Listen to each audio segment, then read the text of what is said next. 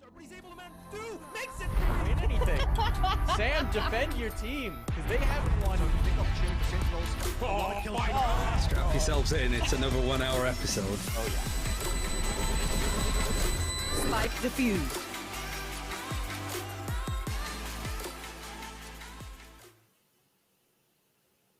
Hello, everybody, and welcome to another episode of Press 4 to Defuse, your weekly spot for Valorant esports news and discussion. I'm Darth Mike. This is Paulsable, and we're going to be bringing you a little bit of the chat today. Sam is off again, gallivanting in the Counter-Strike space, so it's just the two of us.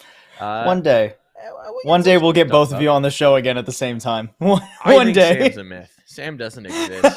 She's I've never real. seen Sam and Mike in the same place in the last several weeks. It's just a They very could have merged into one complicated person. costume change, going on between us in different weeks. Oh, But boy. I don't know whether she would zip up into a Mike suit or I would zip into a. I'm bigger than her. I feel so like think we're she getting has really. to- We're doing it again. The tangent right at the beginning of the show. You got to do it. You got to do it. I think mass-wise, she would have to become me, like zip into a giant suit with some stilts and whatnot. But makes anyway, sense. we'll hop into the news here. We are going to talk about some Valorant today, and we got a few juicy stories. There's not actually that much for this next segment, but the things that we do have are interesting. So let's hop into our Run It Back segment presented by Temple University. So first thing here. Ooh, Oh boy. Stinger. Yeah, Big this one. was good, right? Sean Gares news. It's all over the place. If you haven't heard it, Sean Gares is stepping back from town and moving towards the competitive side of the game, and this is triggered by the fact that he's not being hired for Masters 1 and won't be at that international event. So one of arguably the most premier talent in Valorant not going to be doing it anymore. What do you make of that, Paul? If it wasn't for this piece of news right here, this week would have felt like a calm before the storm with like playoffs coming up. But this is just such like a bombshell, man. Nobody, not a single person has been even remotely happy about this. Everybody in the scene agrees. Sean Gares is one of, if not the best caster for Valorant right now. I have Sean in like, as a caster, I keep track of a lot of other casters. Sean is like one of the top 4 for me, like one of the 4 creme de la creme. These are the 4 people that should be working every single event. It's like him, DDK, Pansy, and Sideshow, in my opinion. And for them, for Sean to just apparently not be selected, at least by the tone of the tweet, right? Like, obviously it's hard to know what goes on behind closed doors. It at least seems that whatever went on was drastic enough to where it was not only, oh, I didn't get it this time, oh, well, guys, I'll shoot for the next Masters. No, Sean's just done. Just done not accepting broadcast opportunities anymore. Riot has got the bridge as burnt as possible, it seems. Still staying within Valorant, like, so still going to be, like, streaming, producing a ton of content, right? It's not like we've lost Sean Gares forever, but to lose him as a caster just feels like such a massive blow. It feels like Riot are trying to play games, and they've won the prize, and the prize is shitty for everybody because it's not Sean on broadcast. Mm-hmm. Yeah, I mean, look, obviously, I'm coming from a CS background. He's been a premier broadcast talent and that side of things as an analyst before he switched over towards Valorant, focused on the casting. And I thought that he did a really good job, brought a depth of knowledge of FPS competition that not everybody's had right off the jump in Valorant, right? I think that there was a really interesting stream clip where he was talking about this decision from his perspective and what's going into it. And one of the points that he made was that he and DDK really wanted to get in on the ground floor of Valorant and sort of develop that meta and the knowledge of the game so early that most games just don't have the privilege of, because they don't, you don't have the transferable skills, right? People sort of have to learn how to talk about a game. That wasn't as true with Valorant because you had the CS background coming in, and that's something that Sean and DDK really delivered. And I think it is really disappointing that they were never treated as the marquee duo that they should have been. Yeah, absolutely. And I see a lot of other, just real quick addressing the chat, I see a lot of other mentions of other really good casters. People are great. I'm not trying to... You fell into a classic trap. You fell into a classic trap, Paul. I just set myself You can up. never say someone's good without implying that someone is bad. So just don't touch it. Walk away from it. Twitch chat's always going to be upset. Don't try and excuse it. I'm just going to say, like, the talent for Masters is still going to be good, right? Like, it's still going to be a lot of really good casters there. It just sucks that Sean is not going to be among them because Sean is really, really good. No, I cannot. I have never seen anybody upset that Sean Gares was the one casting a game. You know what I mean? Yep. Right? Like, not that I go off Twitch chat opinion for casting talent, because that's stupid. Sorry, guys, but it is. It's just so strange with how prominent of a figure and a voice, and like you said, like Sean felt like a building block, like an essential one for like the talent space. I mean, and for it to just be so sudden is he has a pedigree that's realistically only perhaps matched by Pansy over in the EU side of things, right? Sean, DDK, in terms of their background. Obviously, Vansili has the past, but had been out of the game for a long time before coming into Valorant. So it's huge. But here's an important lesson for you, Paul. Never publicly rank broadcast talent. Don't do it. Don't do it. Someone will be offended. I didn't rank. Someone I just said my personal. Don't Everybody do it. else is still just really don't do it. Keep it to yourself. Save it for the green room. Save it for the green room. Just trust me on that one. Fair enough. But anyway, it's really interesting, right? And again, Sean gave more context for what talking about on the stream, saying it's not about the money. Because I do know, like, from things in the background, that obviously Sean and DDK, being marquee talent, were at times asking for marquee numbers, and maybe Riot didn't want to play ball with some of those numbers. Yeah, right? Like, but there's always they should be doing. It's not like Riot's a small indie company. No, they can pay whatever number. Like, it's not like they were asking for $200,000 a broadcast or something insanely stupid, right? Like they were probably asking for a very reasonable amount, considering how good Sean and DDK are as individuals and how much better that is when they get to cast together and play off of each other in addition to that, especially for an event like Masters where you need a lot of eyes, you need those top tier talents and duos for synergy. Yeah, but here's the thing about developer controlled IPs, right? And in particular Riot in terms of casting. They run the show. They do. Your negotiation tactics are either do whatever Riot wants you to do and take what you got and say thank you, or take your toys and go home. Sean is taking his toys and going home. It's really the only option left to him. And here's the other reality, right? Riot has put a serious emphasis on a breadth of casting talent at this point. They bring a lot of different people into their shows. People are working a week or two of VCT. People are rotating the talent pools between different events. And that's all well and good because a lot of people get a bite at the apple. But here's the problem.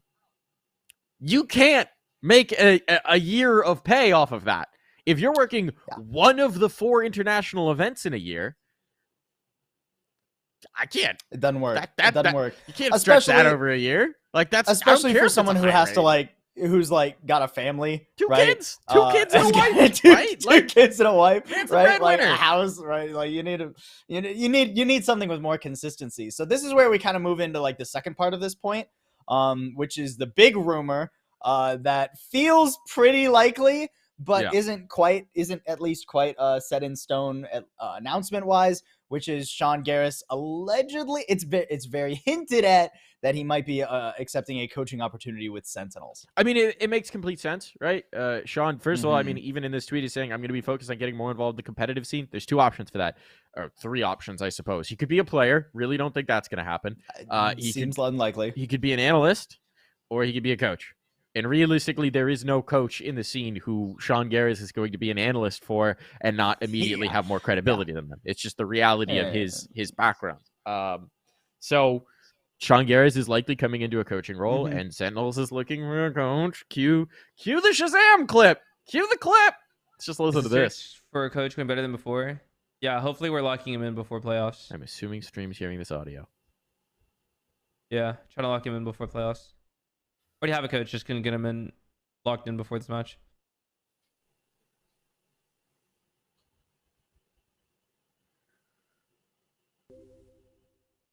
Is the search for a coach going better than before? Yeah, hopefully we're locking him in before playoffs. There's 2 interesting notes in that clip for me. One is that like hopefully we're not locking them in before playoffs. So that's tomorrow. We'll see if an announcement comes out today, right? The other part was, I believe this clip was before their most recent match or like shortly after their most recent match. And it sounds like from the way Shazam is talking, whoever this new coach is for Sentinels that they are hoping to lock in has been working with them for a bit, right? So if it does end up being Sean, it means that he kind of saw the direction things were going with Riot and started to work with Sentinels behind the scene, and between not getting the selection for Reykjavik and already possibly working with Sentinels. Again, this is a lot rumor, but chose the more consistent option. I mean, there's so many connections, right, between him and this roster. He played with Shazam and with Sick over on the Misfits roster. They're familiar with each other. He's talked before. I remember when, the whole discussion of Raucus as a coach and where Sentinel's going to get a coach and so on and so forth. He had a conversation. I want to say it was in a Richard Lewis interview, but I could be mistaken about that one. It was an interview with Sean I watched somewhere where he talked about understanding Shazam's mentality with a coach and talked about, their experience in previous rosters, seeing how a coach interacted with an IGL and how that didn't necessarily go to plan, and understanding the relationship that Shazam wanted. So clearly there's a lot of understanding between those guys. They have a relationship. They're friendly with each other. Yeah. They have similar mentalities about what they want a coach to bring philosophically to a game. And that's something that's been important for Sentinels, clearly, right? Because it is the Shazam show, and they've been resistant to having a coach who might come in and try and be the leading voice, I suppose I would say, within the team. I don't think Sean's going to be a backup singer, right? Like, if you're getting Sean Gares, you're not getting him to be a backup singer, but I think there's a level of trust and an existing relationship there that would allow Shazam and the other players to feel comfortable bringing Sean in as a strong presence and as a coach. And so if that does wind up happening, I'm really excited because I do think that's one of the few people who has the relationships, the knowledge, and the background to immediately come in and be highly respected by the roster and to have complete buy-in from the roster, which, to my view, enhances them. That was always going to be the concern with Sentinels pulling in a coach, whoever it was that they're a team that is at times stubborn and at times resistant to change and things like that. And so if you have someone coming in trying to be that strong voice and they don't have something to show for it, that can always be a bit of an issue. So this could be a pretty ideal situation, frankly, for Sentinels if they do get him locked in. And obviously with Sean stepping back from broadcast work, there's no longer an impediment. unless is he still signed to Gen G as a streamer? I don't think so. I'm We'll have look to at double his check socials. that. We're both just going to his Twitter real quick. He is actually He is? technically still signed with Gen G. It seems, at least by his Twitter. I'd imagine they'd let him out of that contract though. The Sentinel. I mean, Sentinels could buy out, that if they really wanted to. Yeah, I don't know how that it's functions just- as it's a a- content creator, Right, as a to streamer, as a coach. content Yeah, creator. like give him a I'm not buyout. sure. I don't know how that works. Not my field of Yeah. expertise. Either way, I hope that is the news, right? That Sentinels are waiting to reveal. Because if they come out with a coach and it's not Sean Gares, then I feel unfortunate because he's just like sitting in limbo. And you want to see Sean Gares do well because, like we were talking about earlier, he's just a pillar of the Valorant scene at this point. Yeah, I've never actually have I met Sean personally? I have met Sean personally. Everything I've ever heard about him and my interactions with the guy God, it was a while ago. My brain is fuzz. He's just a really nice dude as well. So from a personal success point of view, I don't think anyone's really preying on his downfall, Also, I just want to point out in chat, we saw a fantastic thing where a guy just typed garbage and then said, sorry, testing filters. So we're not garbage, but apparently he wanted to know if he in the future can call things garbage. Just in case he changes his mind later. I appreciate that. Honestly, it makes sense. It's scientific method, right? Trial and error. And just to confirm, Sean Gares has not been announced. This is all just speculation. This is all speculation. And speculation that Shazam is definitely fueling by tweeting out pictures of him back in Misfits. So we'll see. God, it would be such a bait though if Shazam be. was just like, nah, here's who we got. We got Trippy, who just left Faze. Here's the thing. We'll talk about the Trippy news in a second, but here's the thing. Teams have done this before where they bait the really obvious thing that everyone wants to see happening, and then they don't do it. And if that's the case, it's such a fuck up, right? Because why? You're just setting whatever the announcement is. If it's not Sean at this point, will be disappointing. Unless it's like not Bill Belichick is the coach of Sentinels if it isn't now. Sean, I feel bad for them. Yeah. Because it is going to be. It has to be They're Sean. going to be fighting for their life in the replies to that announcement tweet. It's either Sean or they've messed up real bad. Yeah. But we'll move on to the next piece of news here. It is very interesting, and it's, again, just enormously disappointing from a talent perspective, broadcast perspective, that Sean Gares and DDK weren't given the proper opportunities they needed to develop as a duo and to be what should be one of the premier duos in Valorant, period. Bummerooski. I am curious to see what this means for DDK, though. Well, and they've tried to put DDK with a couple other people before, but it always ends up back on Sean just because they work together so well and they're so good together. So it'll be interesting to see where DDK lands next. DDK was a color back in CS, and he's a very talented. He absolutely color as well. could do color again, right? Yeah. Like, I mean, he's a very there are. It's a brainy dude. Yeah, exactly. That's the perfect way to put it, right? A very analytical mindset, despite being the more play-by-play in that duo. So he can do pretty much whatever he wants. As long as, Riot isn't also jerking him around. Which I believe they have been. But anyways, moving on to the next piece of news. FPX. Interesting situation for FPX. This one's obviously a pretty sensitive topic. So there's Batty G is going to be subbing in for FPX. He's going to be their sort of indefinite substitute. Obviously, the reason for that is that Angel is Ukrainian and in Ukraine. And there's a little geopolitical situation going on there with the Russian invasion of Ukraine. And you can't exactly play Valorant if you don't have access to internet or a PC or even bodily security and safety because of the serious danger that's taking place in Ukraine. So definitely a very unfortunate situation. For anyone who might not know, Batty G was kind of just as far as I'm aware, I mean, Sam is not here in the call with us. I see Sam in the chat. We do miss you, Sam, but you would maybe be able to tell us a bit more about Batty G. But as far as I could tell, never really like a massive player of note, played around on some like tier 2 rosters in EMEA. But based on their the matches that they played with Batty G in the lineup, like obviously it's no Angel, but they played well. I think he had some he was good stat wise. I didn't get a chance to look more in depth at his play, but they're doing what they can with the tools they have available. Yeah, I mean, I think the biggest stint was on Heat, right? And then there were just a bunch of other trial spots for Batty G. It's a name that I've heard bandied about the EU scene before, and heard players excited about, or analysts excited about. So it'll be interesting to see how he meshes. It's a really rough situation for FPX though, because it's sort of that indefinite not knowing. I mean, it's going to be rough for anyone with Ukrainian or Russian players, to be quite frank. As we will discuss, but yeah, we'll get to that in a minute. It's a tough spot. Speaking of which, let's talk about Angel a little bit more. There was an interesting saga where it seemed for a while. This is the initial tweet. Now, don't get up in arms. Don't get your pitchforks just yet. It was resolved.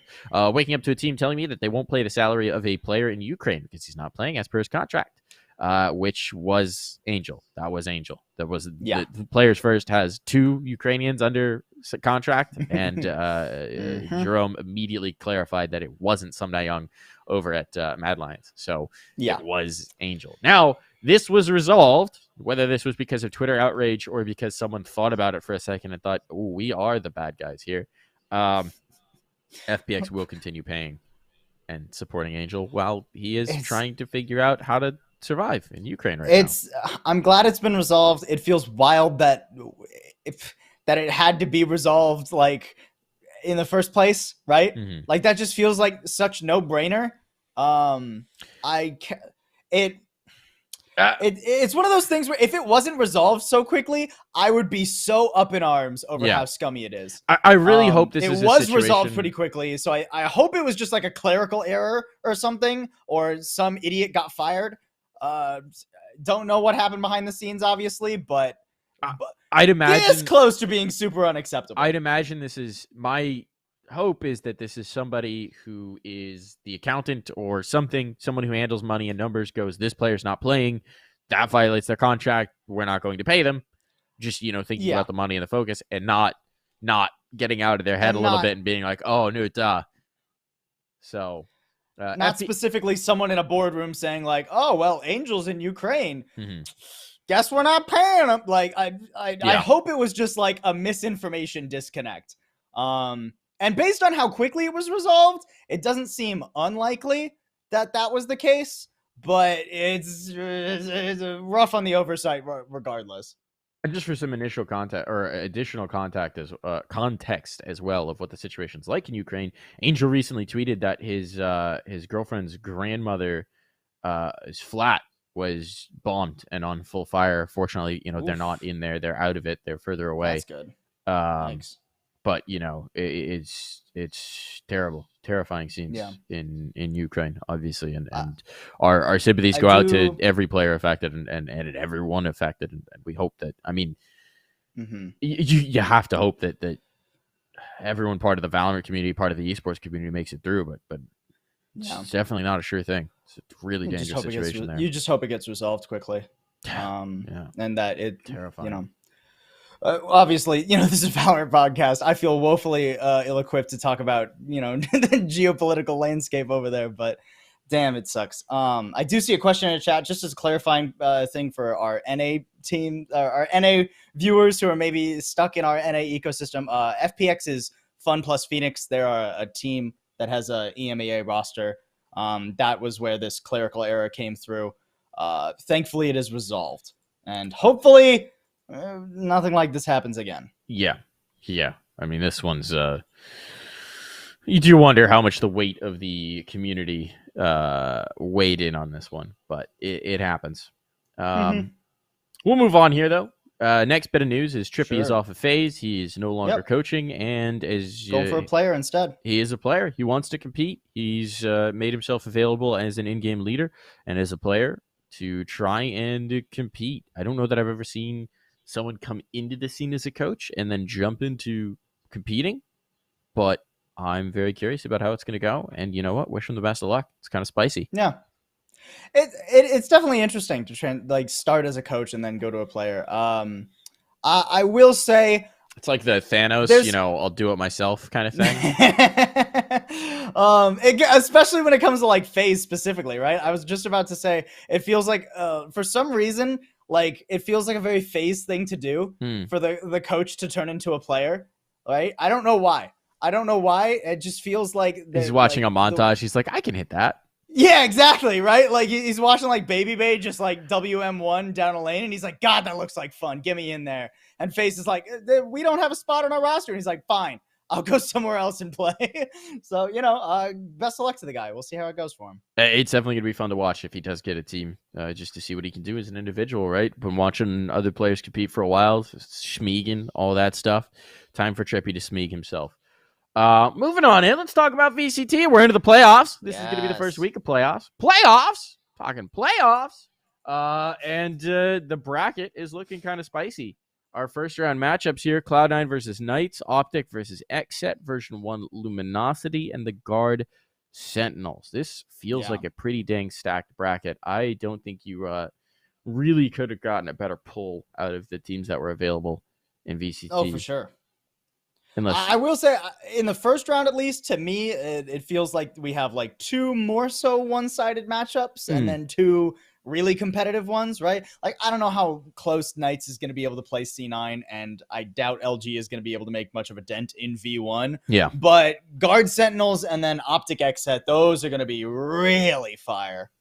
Yeah, I mean, that first round, those are definitely some more clear ones. I mean, should we just dive into our pick'ems? We did some pick'ems. Yeah, let's do it. Cue the pick'ems.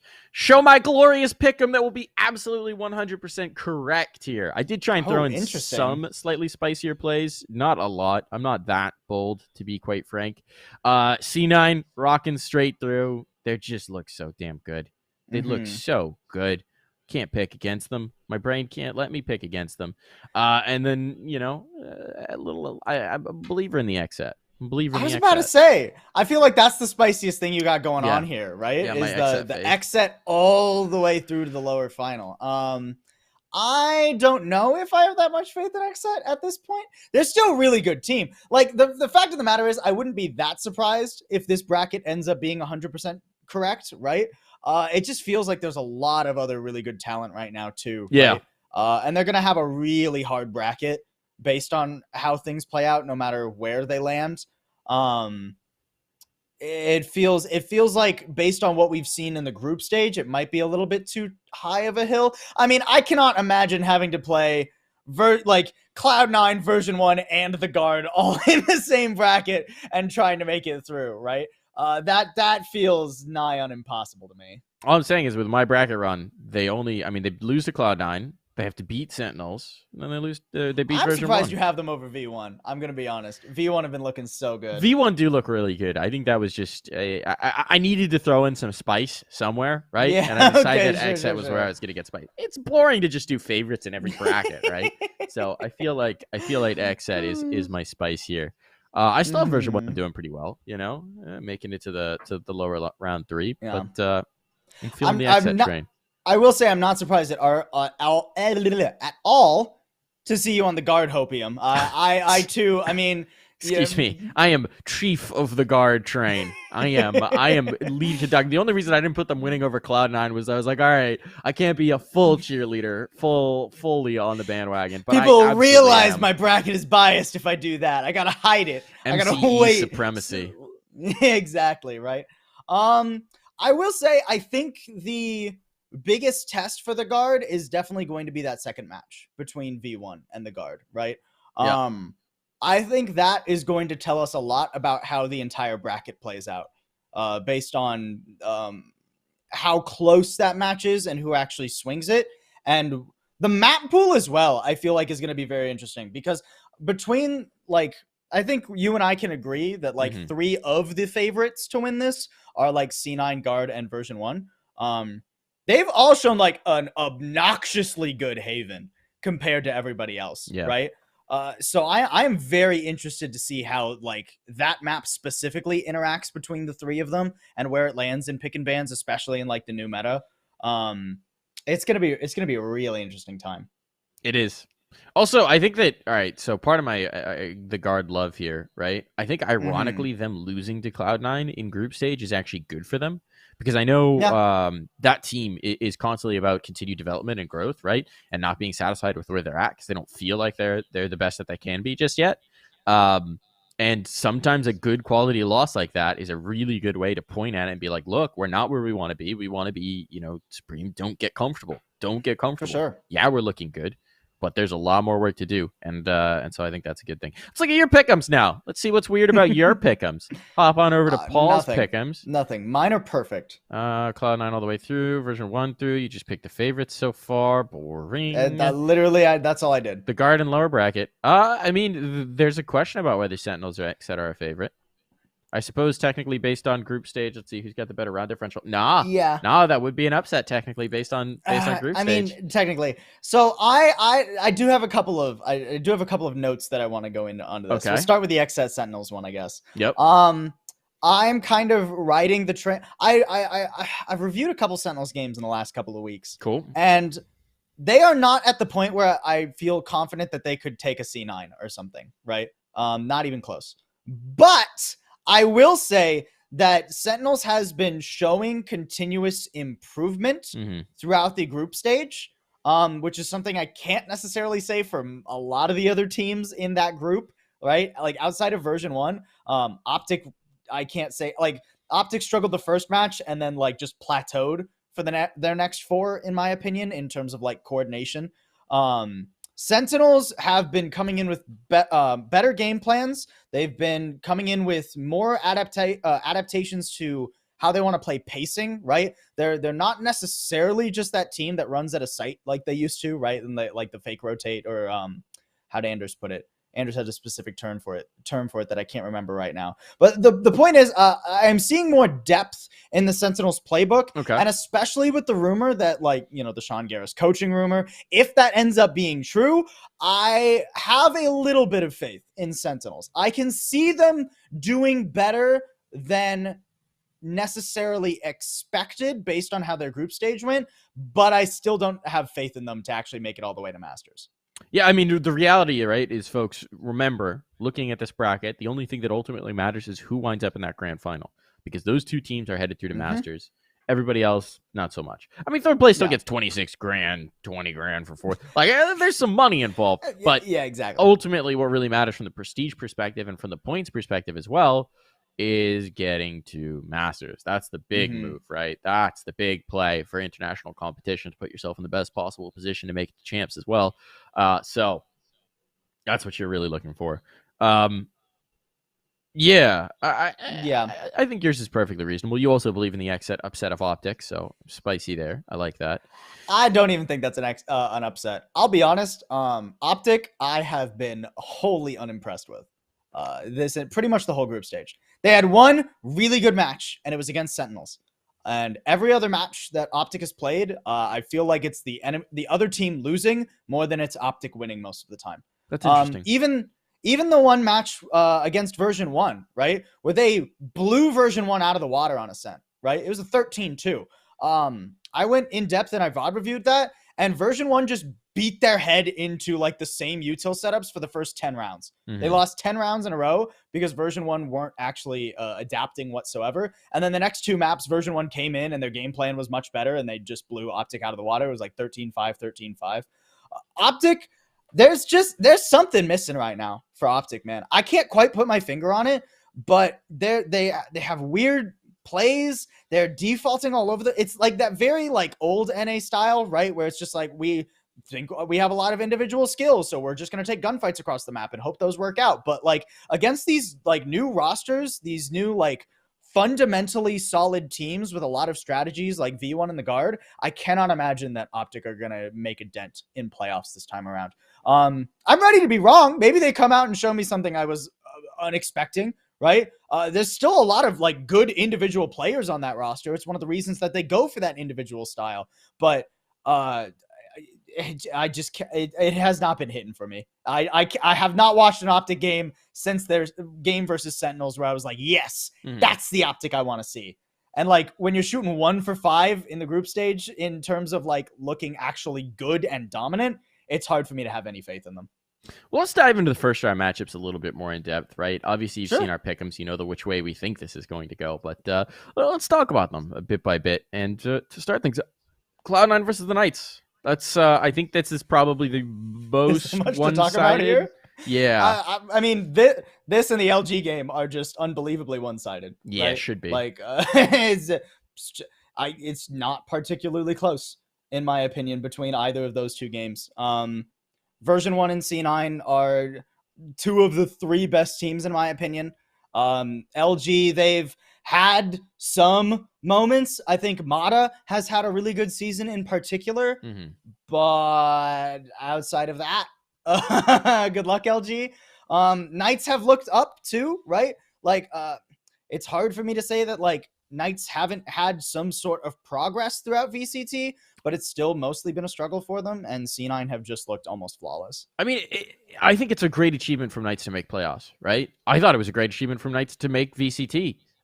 So I think they've done what they needed to do here, and that could be really freeing for a team, right? Recognizing that the expectations for you have been completely satisfied, and there's really not expectations. And on the other side, Cloud9 seem to have done a great job of being very comfortable with where they're at within the scene, but there still is going to be a different level of pressure for these two teams, right? Knights can play free.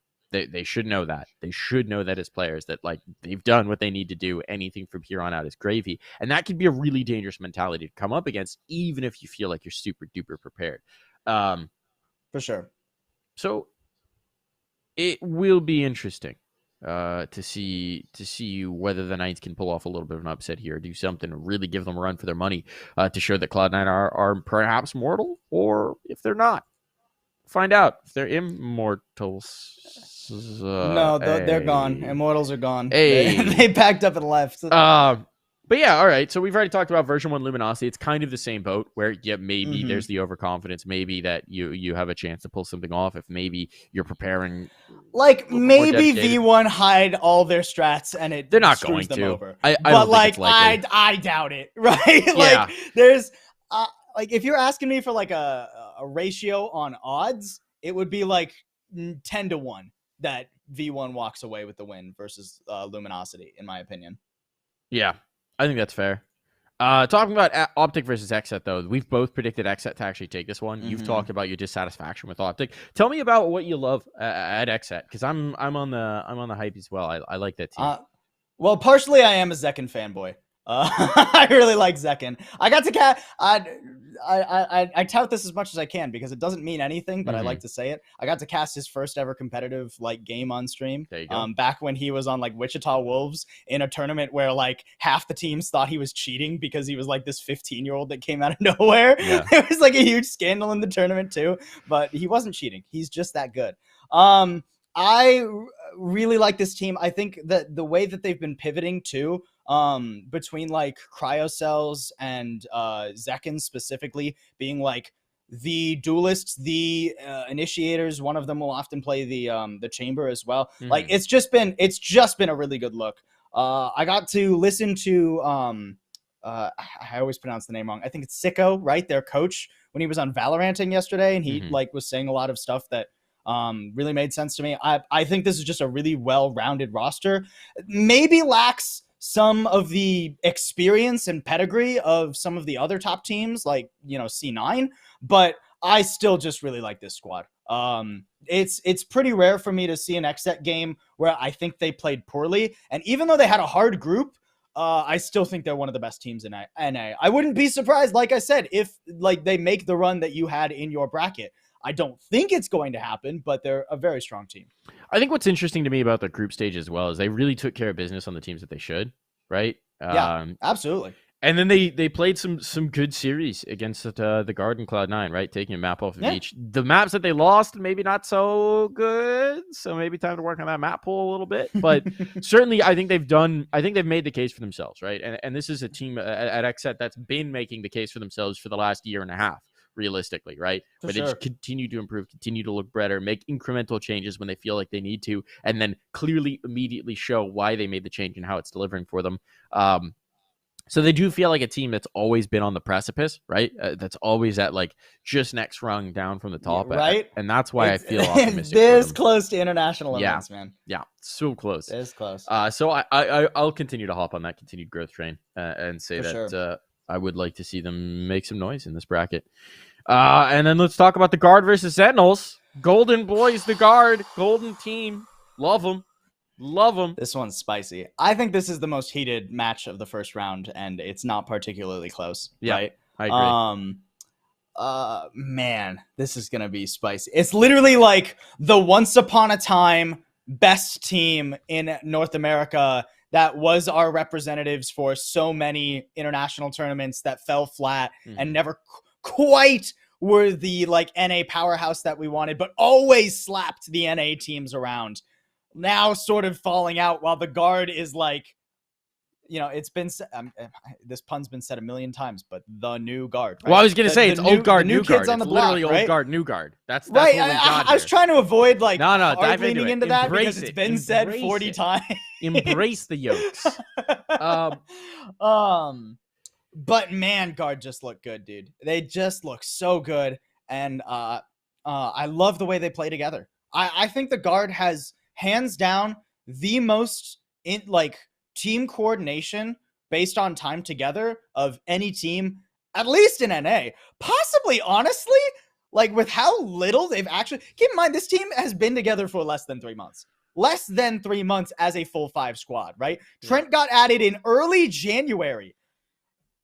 That's insane that they are playing this well. That we are arguing for them as like the number 2 team in NA. Yeah. Right? It's exciting, man. It's super exciting. This team in general is super exciting. And I think that coupled with Sentinel's frequent slow starts in towards tournaments could spell trouble for the Sentinels roster, right? And yes, I know they're bringing in a new coach and hopefully having them signed, but they're not signed yet. They're not announced yet. So it's unclear exactly what's going on there and exactly how that's been solidified. And that's always going to lead to just maybe a little less focus, a little less time in server, a little less this, that, and the other thing if you're still negotiating a contract, right? So I'm optimistic for the guard here. I really am. I hope that Sentinels comes out and looks good because I think that certainly Sentinels being good is good for the scene. And this meta should really favor them and, you know, all those different things that we could talk about for Sentinels. But the guard all the way, baby. Yeah, for sure. And I will also say that while I definitely think this matchup is like guard sided just because recency bias, right? I have hopes for Sentinels to maybe find their footing. I think that there's still some like large issues that wouldn't be hard for them to gear up. And obviously, like Sentinels can just take over a tournament if Tens has a good day, right? Like if Tens has a good week, Sentinels can just blow everybody out of the water and come back on top. But Tens, like I love Tens. He's one of my favorite players in the scene, especially to watch. But he hasn't been like the same kind of explosive firepower that he once was. Still an unbelievably good player. Still one of the best players in the world, in my opinion. But it has not been as easy for Sentinels, where at one time they could just like let Tens off the leash and it would win them matches. Now they're going up against teams with a lot more firepower in terms of not only individual talent, but also ways to shut star players down. The game is not the same as it was a year ago where Sentinels were at the top of it. So I am hoping that this coaching change or this coaching addition is sort of like that extra fuel in the fire to get a lot of these really good players back on peak form. But they play in 2 days, right? Good luck. Yeah, how long has the time been in? It's obviously a pretty condensed schedule, and it's just it will be interesting. Yeah, I mean, I think that sort of summarizes our thoughts on these first round matchups. We're actually like going at a reasonable clip on this episode. We got one more thing to talk about before we wrap up the show. Let's talk about the BoomTV Proving Grounds. This is a tournament that's going on right now. Their final and also one of their semifinals for some reason is going to be tonight. It's a weird bracket in that sense. Yeah. So yeah, don't really know what to make of that one, but that's okay. That's okay. It's a weird crop, and oh, there we go. We got the scroll. So that's Gen G game is going to happen tonight, and then the winner of that will play Faze. It's really weird to have one of your semis on one day and the other on the next day, right before the final. Yeah, I'm not sure if there was like a clerical issue or if like the game had to be delayed or something like that. It just seems like weird scheduling. Not quite sure what the reason for that is. It definitely feels like FaZe get to just like sit back and vibe while they watch Gen G and Soar duke it out. Weird that it got to like Gen G and Soar as like this side of the bracket too, right? Like obviously you can pan up and see like the 100 Thieves loss to Soar. Tell me about that one. It's rough, man. It's rough out here to be a 100 Thieves fan right now.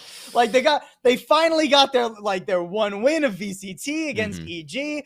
Everyone is saying like, oh, it's a rough season for 100 Thieves, but they made a lot of roster changes halfway through that, obviously not many people actually agreed with, but maybe they can start looking up. And then they go into BoomTV and they get clapped by Soar. And like on I think it was like on 2 maps that I gotta look one more time, but like 2 maps that they've been somewhat good on. Okay, Breeze hasn't been the best for them, but like Haven's been all right. Haven was at least closer, right? It was like a 10-13. Super weird series, honestly. That's the kind of thing. It's almost the kind of thing where I get a little bit nervous that 100 Thieves is gonna like make more roster changes after loses like that too, right? Where they just like lose to a tier 2 team that I'm sure Nade Shot is fuming somewhere, right? Do you think he even watched this one? Yeah, probably. At least based on the tweet from when they lost to C9 or the Guard or whatever it was, that caused them to blow up their roster.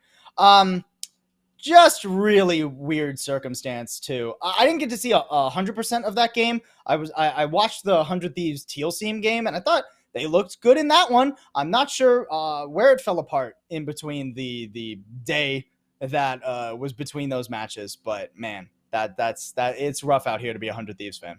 Yeah. And no offense to Teal Seam, because we do like our Teal Seams, but oh, absolutely. But different standard of competition. I can't pretend that Teal Seam should be beating multi-million-dollar org 100 Thieves, right? I can't pretend that Soar should be beating multi-million-dollar team 100 Thieves. No. And they did. And now they're up against Gen G too, who have looked like Soar had a really good run, though. I mean, you topple Complexity, you topple 100 Thieves. Now, if you take the scalp off of Gen G, I think that's a really fantastic tournament for this Soar roster. Absolutely. And if they can keep that going, I love that for them. Soar have definitely been a team that I think has struggled to have consistent performances in the past throughout like a lot of these tier 2 tournaments. I feel like they've turned up in like NSG weeklies before, and they'll have like 1 week where they get a lot of upsets, and then they just won't do anything for a while. But I also don't keep the closest tabs on Soar, so maybe they've made a change that I am spacing on currently. But I mean, I think this Soar Gen G game is going to be really interesting. Obviously, for Faze, it's a nice run. They haven't dropped a map. They've been rolling on through these teams. Faze beat some legitimate teams too, right? Yeah, I mean, they beat EG, who are theoretically a legitimate team. Yeah, theoretically. BBG Academy. Arguably, the TSM Academy win is more impressive than the EG win at this point. Dude, TSM Academy's been looking good. They've been TSM Academy has always looked really good, dude. They are just a very solid roster. I think this roster, Harmful Precision, ZK, Payin, Venture, like it's an exciting team. Absolutely. TSM Academy to TSM main team when? That's the question, right? That is in fact the question. Poach is playing instead of Larry Banks for Faze. That is something of note, as they are apparently trialing. I think Larry, there was something on Twitter maybe about Larry Banks going on to another team or something, or him being LFT. I can't quite remember off the top of my head, actually. But I've actually been really liking Faze throughout this BoomTV. I got to see them play against the EG game at the very least the other day. They just dominated them. It was a clinic, honestly. It made me just more verified in my opinion that EG got kind of a lucky run through the qualifier and lucked out a little bit in getting into VCT in the first place. Like, not that like EG, they have very good players, don't get me wrong, but they are not necessarily VCT quality. I'm interested to see if FaZe can just 2-0 their way through this entire bracket, right? If they can just keep it clean. Because I think if FaZe can keep this clean, then I start to look up for FaZe and see like, all right, now can you beat like the TSMs and the T1s? And if you can beat those guys, how are we thinking about next VCT? And like FaZe maybe can get back into the conversation where they've been sort of falling into this like tier 2 hole over the last month and a half just because they haven't been in VCT. Man, I think I'm already feeling better about them than I am TSM T1. Yeah. But it's definitely the next step in terms of competition to see better. BBG is the BBG Academy, by the way. Just if you're looking at this bracket, it's not the full built by gamers not BBG roster. Actual. Yeah. But again, It's always confusing where one of the teams is like the academy team is actually more present in events than the full roster. It's Yeah, always we a do. little We bit do odd. get to see Academy more often than BBG actual. It's don't like we? TSM Academy too, right? Like I feel like they have more brand recognition at this point. They obviously don't. Wardell and Sabros are huge, but you know what I mean. Like I just see them competing more often, so I have more of a well-formed opinion on that team than I do the main roster at times, which is always a little bit confusing. Anyway, For sure. I think this takes us to the end of our show. You got anything you want to talk about, Paul, before we wrap things up? Man, I can't believe we're finishing under time for once. Yeah, right? That's wild. VCT I do playoffs see are one question exciting. in the chat. Does Baby Bay still just play Jet only? As far as I'm aware, he still does. I didn't see Let him me on check his anything agent other than pool real Jet. quick. I'm like 99% sure he's still just 100% on Jet. He has Ready, played set, clickaroo. Raze It's all- six yeah, it's all Jet. times in the past 60 days. Otherwise, it's all Jet. Yeah. So In the like past maybe 90 if they go, days, also maybe if they go on a split or something. three in times the past the last 30 days. in the last 30 days, yeah, exactly. Yeah, he's still pretty much just Jet only. But yeah, I think I'm just ready for play. I'm ready for VCT NA playoffs, dude. I'm super ready for NA playoffs. It's gonna be just ridiculous. This time next week, we're gonna have so much to talk about, Mike. We're gonna have so much to talk about. It's gonna be wild. We certainly are. It should be a lot of fun for sure. So you'll have to tune in next Wednesday at 1 p.m. Eastern time for more of that press forward to Defuse action. Thank you so much for tuning in, everybody. Great show as always, and we'll see you next week. Goodbye.